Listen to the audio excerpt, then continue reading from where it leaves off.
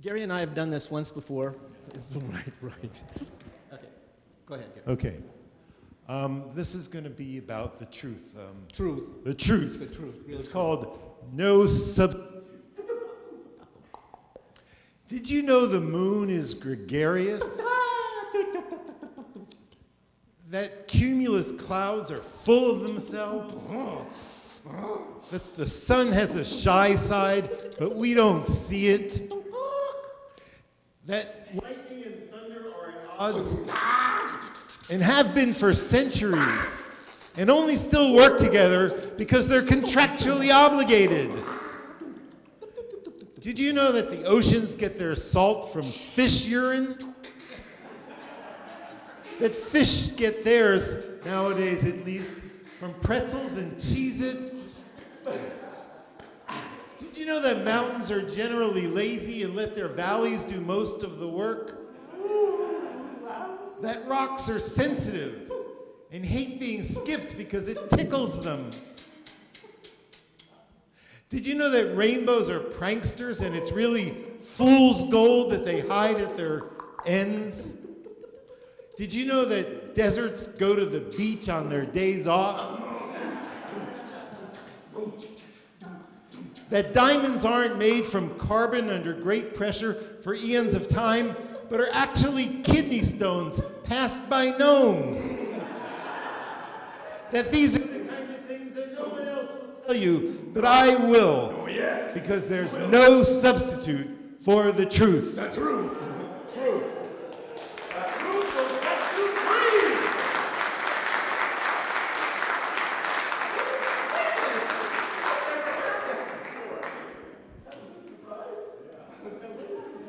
That was a complete surprise. Thank you, dear.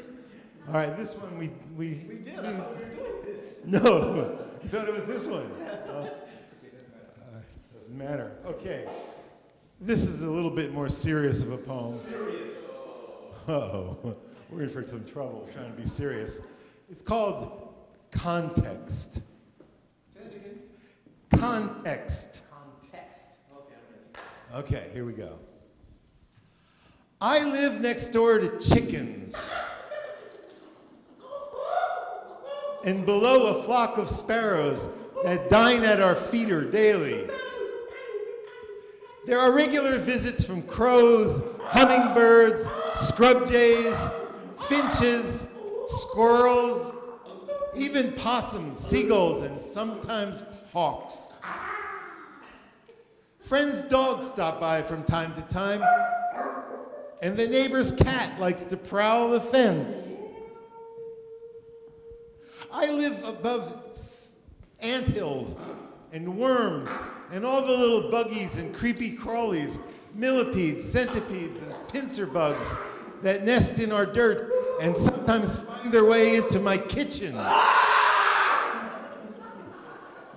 And among many flies and flying bugs, beetles, and butterflies that visit our garden, including mosquitoes, who love me as much as I loathe them. An old war still going on. I live across the street from a police station, teeming with cops and robbers. More cops and robbers, which has a giant antenna that landmarks the neighborhood and offers a handy perch for visiting hawks and crows.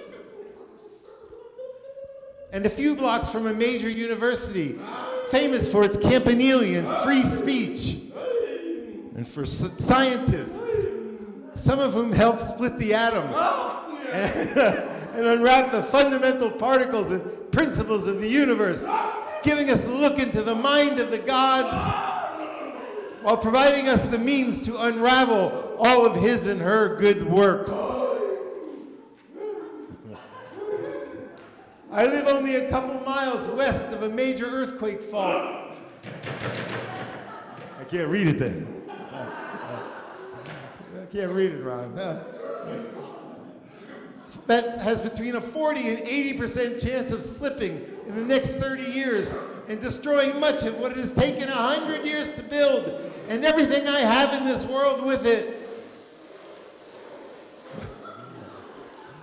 I live only a few miles east of a bay, crawling, despite our best efforts to the contrary, with crab, herring, perch, sunfish, skate, rockfish, lingcod, the occasional salmon and harbor seals, and above them pelicans, herons, egrets, geese, gulls, ducks, white swans, quail, grouses, not to mention sailboats, houseboats, giant cargo ships, oil tankers, and a network of major bridges.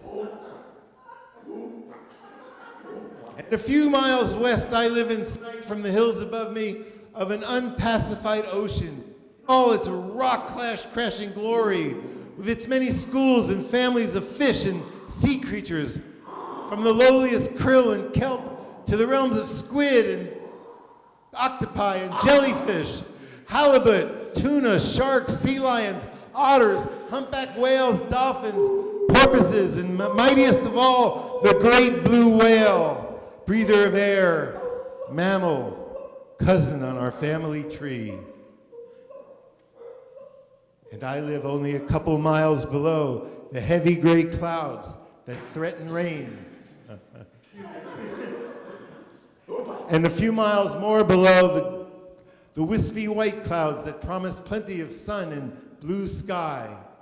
And I live still much further below the brilliant star of our days, the great and noble sun.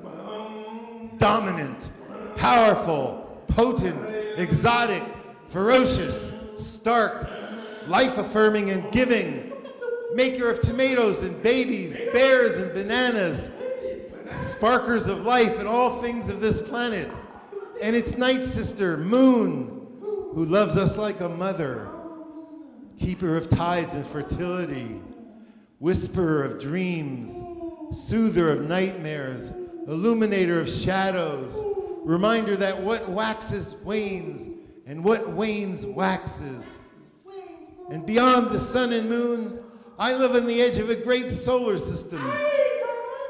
8 planets, 9 if you grandfather Pluto back in, scores of moons, millions of asteroids and comets, all whirligigging around the sun, which does its own whirligigging through a galaxy of 300 billion other suns, countless planets, countless life forms, swirling like an enormous pinwheel of stars, at the center of which lies a massive black hole with matter so dense it freezes light and stops time.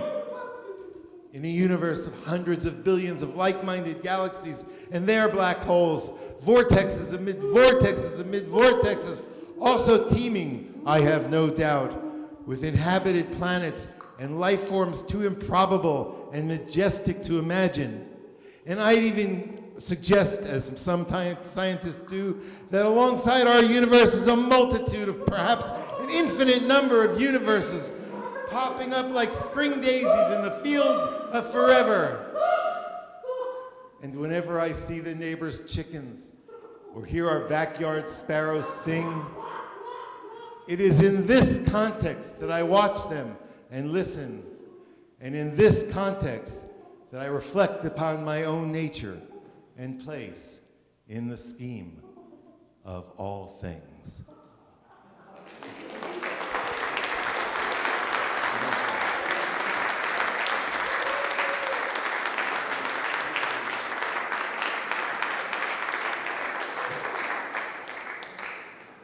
Okay, wow. Took my breath away. Okay, just, this is a poem for the new year. Just to ask the question, from here to where and back again. Do we always have to get somewhere? Is meandering a crime? Can we have no destination stamped on our life's passport and not be rudely excluded from the important clubs? What happens if we select no preference when asked our preferences? Or no special needs when asked for those, even though we have them, preferences and needs aplenty? Can we just all get off our high horses and stop charging toward what it isn't what we think it is anyway? Destinations are almost always just the next big disappointment, not what we thought it was. Where did we get that idea in the first place?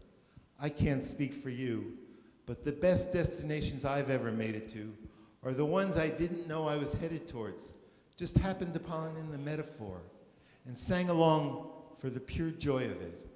Happy to be where I didn't know I was going in the first place, and not looking forward to being anywhere else anytime soon.